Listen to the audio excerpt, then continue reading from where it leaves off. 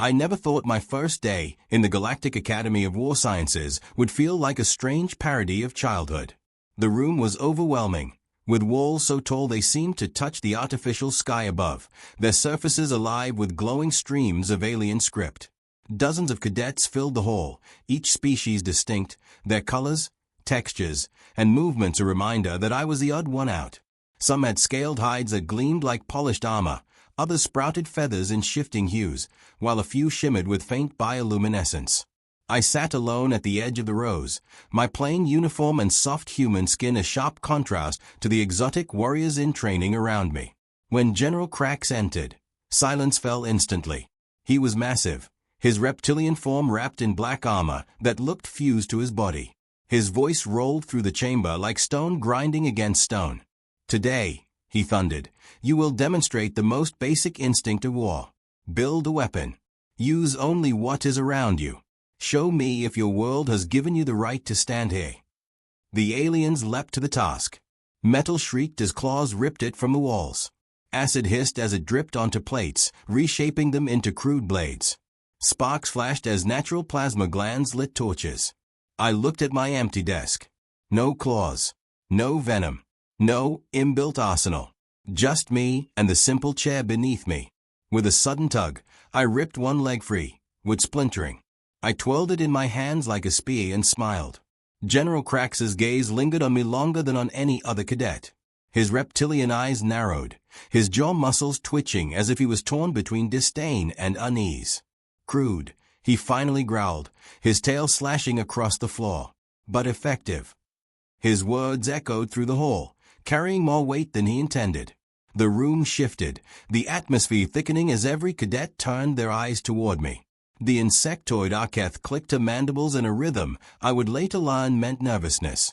The Zalorian avians ruffled their brilliant feathers, their wings folding tighter against their bodies as though making themselves smaller. A few of the more armored species leaned subtly away, as if the stick in my hand could pierce their plates. One cadet, towering over most of us, broke the silence. His skin looked like jagged obsidian, his eyes burning with scorn. "That is not a weapon," he rumbled, his voice deep as falling stone. "That is trash. Any predator would crush you before you could swing it." I twirled the chair leg in my hand, tapping the splintered edge against my palm. The wood was rough, imperfect, but it carried the weight of choice. My voice came out steady, calm. "Funny thing about trash," I said, holding his gaze. "In human hands, it can still kill." The obsidian brute's growl faded into silence. Around the hall, whispers rose, fearful, curious, uncertain. I could feel the balance shift. For the first time, they didn't see me as weak. They saw me as something else entirely. The following morning, General Krax wasted no time. We were herded into the simulated arena, a colossal dome where reality itself bent to the will of alien technology. The smooth metal walls shimmered, and in the blink of an eye, the chamber transformed into a war-torn city.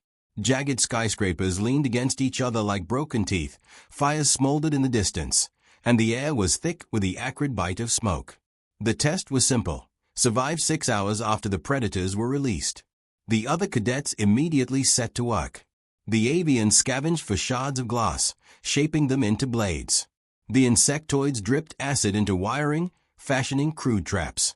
Some of the armored species tore panels from the ruins and reforged them into shields.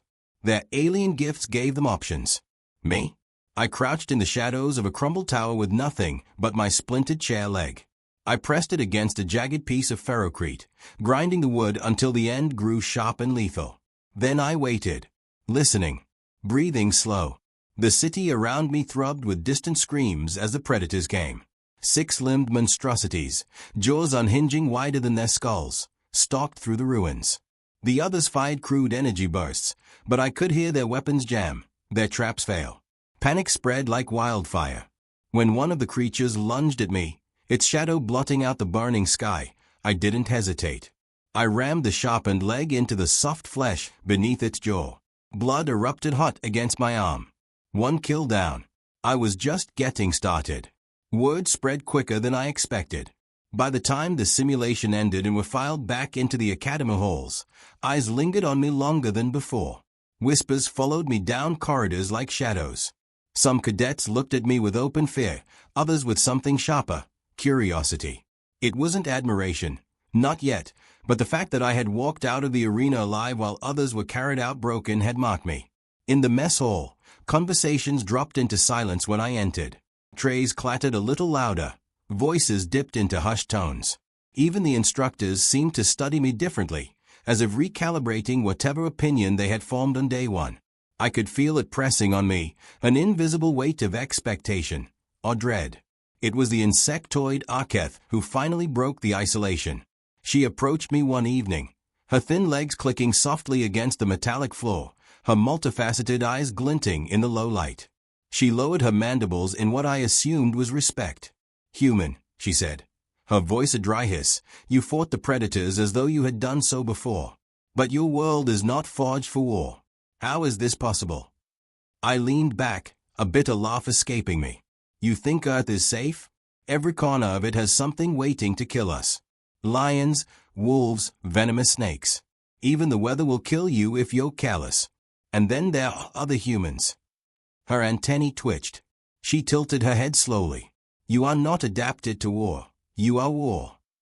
General Krax never liked the way the other cadets spoke about me, or maybe it was the way they had started to follow my lead. Either way, he made his move quickly. During morning drills, he barked my name and announced that I would face a duel of proving. The opponent he chose was no surprise, Varric, the obsidian-skinned brute who had mocked me the first day. His sneeze said everything. This was his chance to crush me and prove humans were nothing but soft pretenders. The arena was packed. Cadets of every species crowded the terraces, their eyes gleaming with anticipation. Varric entered with a serrated plasma axe in his hands, its blade hissing with lethal energy. I stepped in carrying nothing more than my sharpened chair leg. Murmurs rippled through the crowd, some amused, others uneasy. The duel began with a roar. Varric swung with terrifying strength, each strike carving scars into the ground and showering sparks as the axe clashed against stone. I dodged, rolled, and darted away, every movement survival honed by instinct. My weapon looked pitiful against his, but I had one advantage: patience. I waited, watching, learning the rhythm of his breath, the timing of his swings. And then it came, a slip of his footing, a single moment of imbalance. I lunged forward, driving the chair leg into the seam of his armor just under the ribs. The wood cracked, but not before it bit deep. Varric roared, collapsing to one knee. I stood above him, weapon broken, but victory mine. The final trial came, without warning. No shimmering simulation, no safe arena this time. The outpost itself was attacked, raiders spilling from the void like locusts. Pirate ships punched through the station's defenses, disgorging mercenaries armed with ion cannons and chain blades. Alarms howled through the academy halls, red lights flashing against the steel walls. Cadets scattered in panic, some clutching training weapons, others frozen in fear. For the first time, the academy's lessons collided with reality. I didn't hesitate. I grabbed what remained of my chair leg, still scarred from the duel, and felt a grim smile pull at my lips. Around me, the others looked lost, paralyzed. "Stick with me if you want to live," I barked. It wasn't a request. We moved through the chaos together. While others hesitated, I improvised.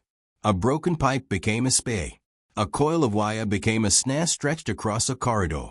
Shards of glass wrapped in cloth became throwing blades. Every step was survival, every choice simple: kill or be killed. The cadets who once doubted me followed now, their fear sharpening into something else: trust. We fought street by street, hallway by hallway, the station's polished floors running slick with alien blood. The raiders were more numerous, better armed, but they weren't expecting resistance like this. They weren't expecting humans.